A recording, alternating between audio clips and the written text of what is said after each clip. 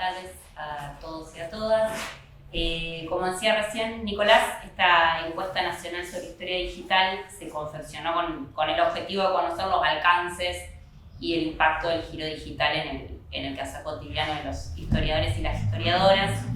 Y en este sentido, el objetivo central de la encuesta fue sistematizar el conocimiento sobre los usos de dispositivos, de técnicas, de herramientas digitales por parte de los investigadores de historia en Argentina, y después el propósito de la encuesta, como decía recién Nicolás, es que los resultados sean uno de los insumos para pensar programas de formación en historia digital. Los resultados de la encuesta se están publicando en la página del proyecto, que está ahí abajo en las diapositivas. Bueno, primero voy a mencionar unas características de la encuesta. La encuesta se conformó de 31 preguntas organizadas en torno a 3 ejes. Un primer eje de datos sociodemográficos y profesionales, un segundo eje sobre equipo y accesibilidad tecnológica y un tercer eje sobre hábitos de los historiadores. Este último bloque de hábitos de los historiadores abarcó cuestiones tales como las formas de escritura, las formas de lectura y de evaluación, hábitos en relación a las fuentes documentales y los archivos, utilización de recursos digitales, formas de divulgación digital del material historiográfico y el uso de los smartphones en el quehacer cotidiano. El instrumento de registro se confeccionó con Line Survey, una aplicación de software libre para encuestas en línea. La modalidad fue de autoadministración, por supuesto, y se difundió a través de correos electrónicos personales, institucionales, de redes sociales, de listas de distribución, y estuvo en línea la encuesta aproximadamente un mes y medio entre mayo y junio de este año. Bueno, pasando a los resultados, la encuesta la contestaron 312 personas. Se trata de un conjunto, por supuesto, no representativo, pero sí nos permitió explorar, digamos, algunos indicios acerca de las formas en que nos relacionamos con las nuevas tecnologías. Estas 3 primeras variables, género, generación y región, nos permiten pincelar un perfil inicial de los encuestados. Más de la mitad de las personas que contestaron la encuesta fueron mujeres. En cuanto a las generaciones, la generación es una variable que construimos no desde el año de nacimiento, sino desde el año en que el encuestado obtuvo su título de grado, sería algo así como generación de historiadores. La ordenamos en 5 intervalos, aquellos que se recibieron previo al 89, bueno, entre el 90 y el 2000, 2001-2009, 2010-2019 y más 2020 en adelante. El grueso está en un poco más de un tercio, está en la generación del 2001 al 2009 y también concentración importante en la de 2010 a 2019. Y en cuanto a la región, bueno, es una variable que construimos a partir del lugar de trabajo en 6 regiones de Argentina. Lo que se ve en principio, como uno presupone, o como uno ya un poco sabe, una concentración en la región pampeana y en Cava.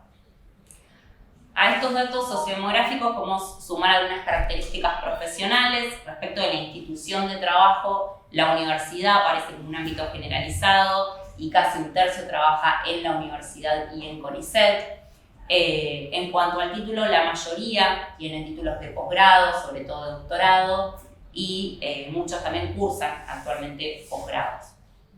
Otro dato que salió a la luz en la encuesta fue que el 60% de los encuestados trabaja en sus domicilios, más allá de la institución formal de trabajo, ¿no? Una característica laboral bastante generalizada.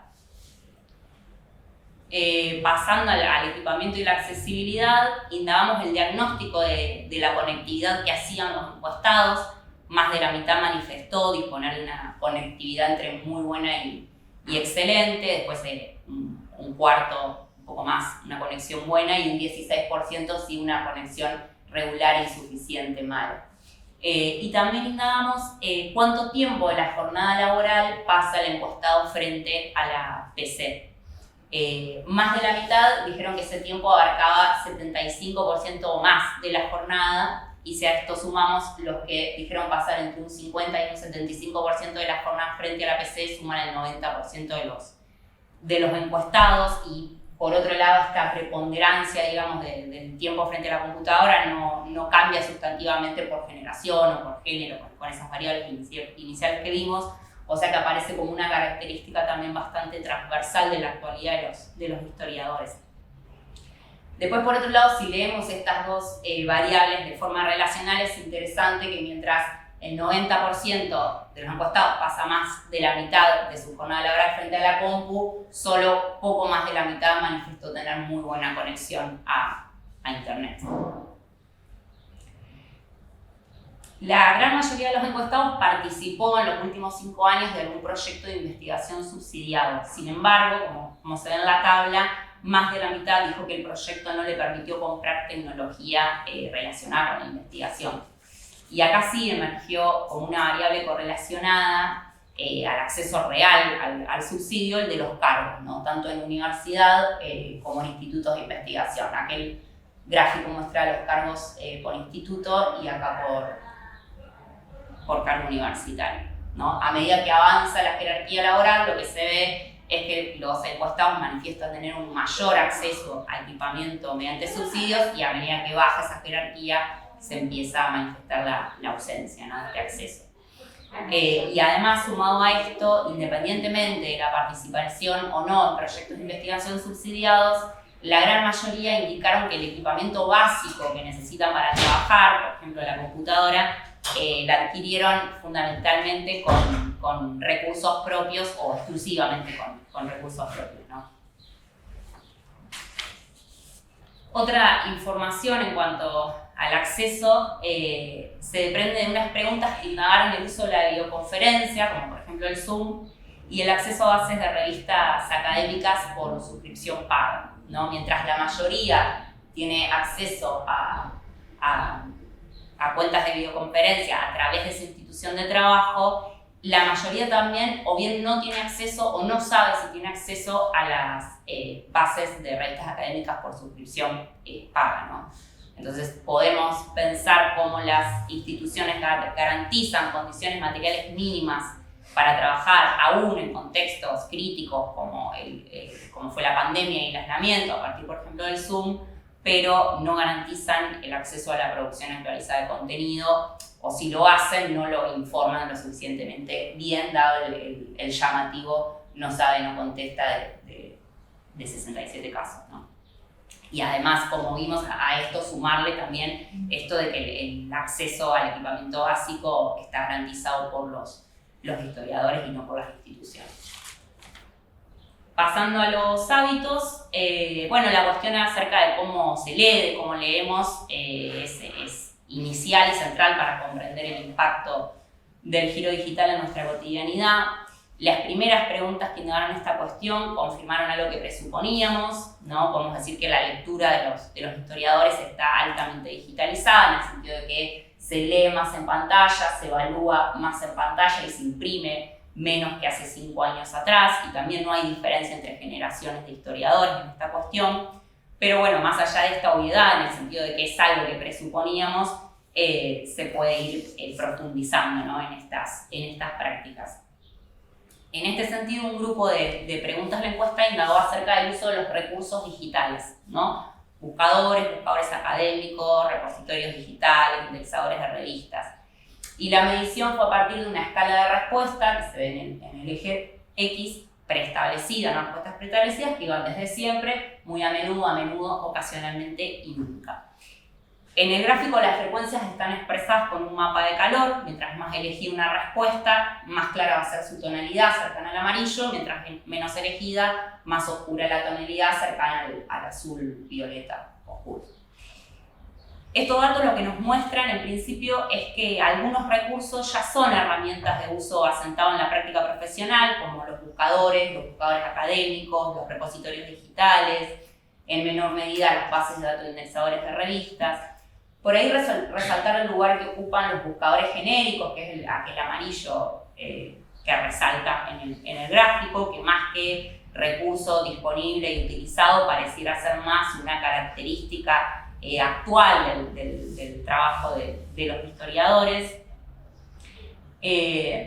Y esto trae aspectos novedosos o pone en evidencia aspectos sobre los que es necesario empezar a pensar críticamente, a reflexionar, que tiene que ver, ¿no?, con la mediación de estas interfaces, con los algoritmos que están atrás y que nos brindan esa información, que es necesario pensarlos críticamente para saber qué es lo que estamos haciendo realmente y cómo desentrañar esas cajas negras con las que estamos trabajando. Y por otro lado, sumar también la cuestión de la faceta corporativa de esta cuestión, porque si hubiésemos preguntado en la encuesta qué buscador genérico utilizaban, presuponemos que la mayoría hubiese contestado Google.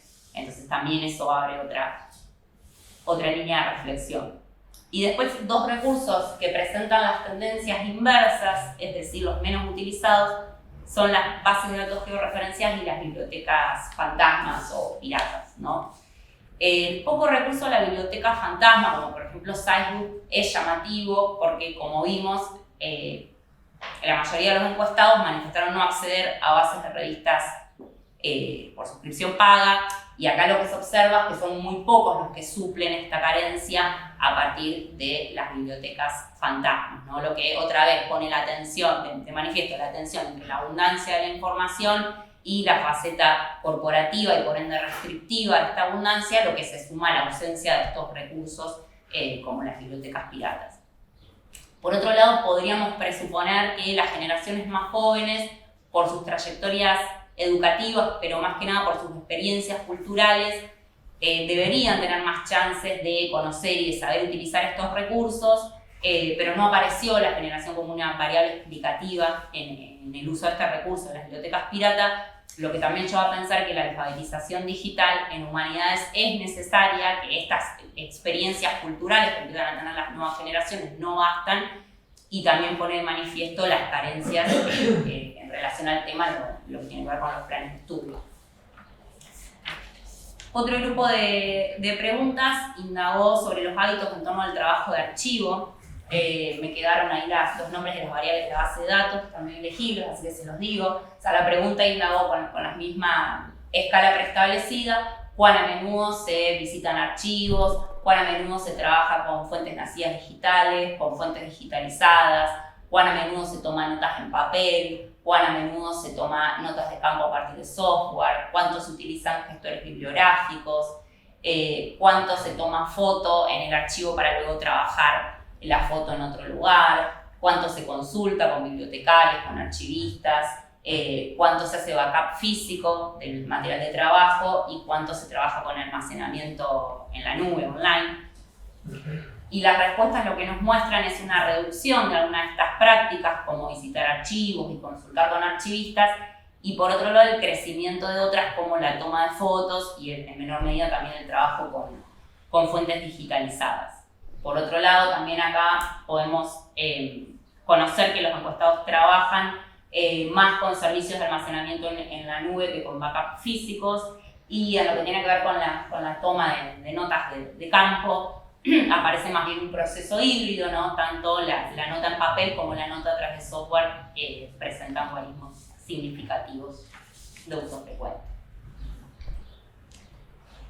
En cuanto a los smartphones, bueno, los teléfonos inteligentes, ¿no? Podemos decir que se han transformado como en un apéndice que va mediando cada vez más nuestra interacción con el mundo social. Como ilustración, el 60% de los encuestados respondió a esta encuesta desde sus teléfonos celulares. Entonces, una serie de preguntas indagó el grado de mediación de este dispositivo en el trabajo cotidiano de los historiadores. Los historiadores no suelen leer textos académicos en sus teléfonos, mucho menos corrigen o evalúan a través de sus celulares, y tampoco acá la generación aparece como una variable a tener en cuenta o que marca las modulaciones, pero sí encontramos ciertas prácticas que empezaron a mediarse con el teléfono, no de forma mayoritaria, pero sí como que se empiezan a suavizar esos guarismos, y por otro lado sí aparecen las generaciones del siglo XXI como las que lo utilizan de forma más frecuente, como utilizarlo para almacenar y transportar material docente, material de investigación, para buscarlo, para descargarlo, para consultarlo.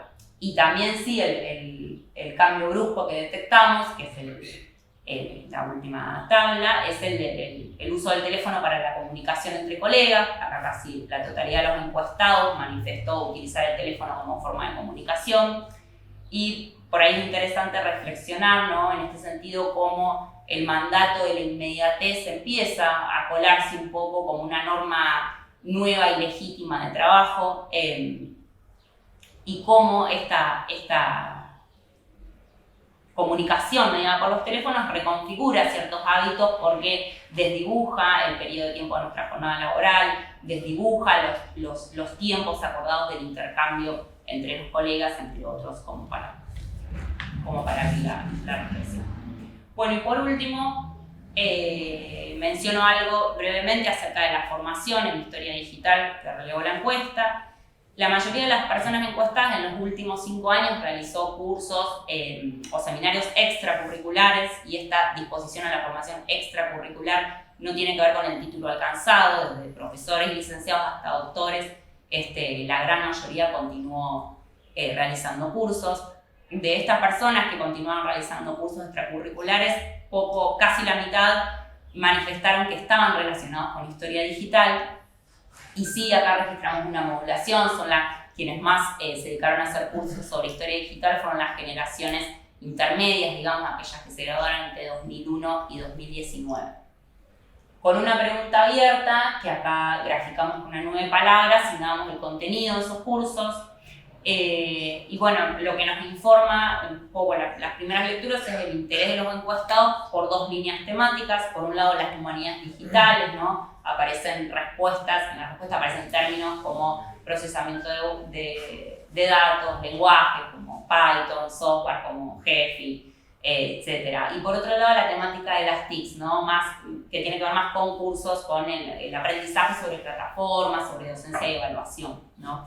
Acá podríamos pensar entonces que la alfabetización digital, o podríamos tomarlo como insumo, ¿no? Aparece tensionada entre la capacitación, por un lado, el aprendizaje de técnicas, el aprendizaje de software, y la formación por el otro, que tiene más que ver con el impacto que las aplicaciones generaron en la profesión y por ende cambios en la profesión de los historiadores. Bueno, estos son los primeros resultados de la encuesta, que los estamos publicando como informes en la página, y nada más, le voy a pasar ya la palabra a Juan.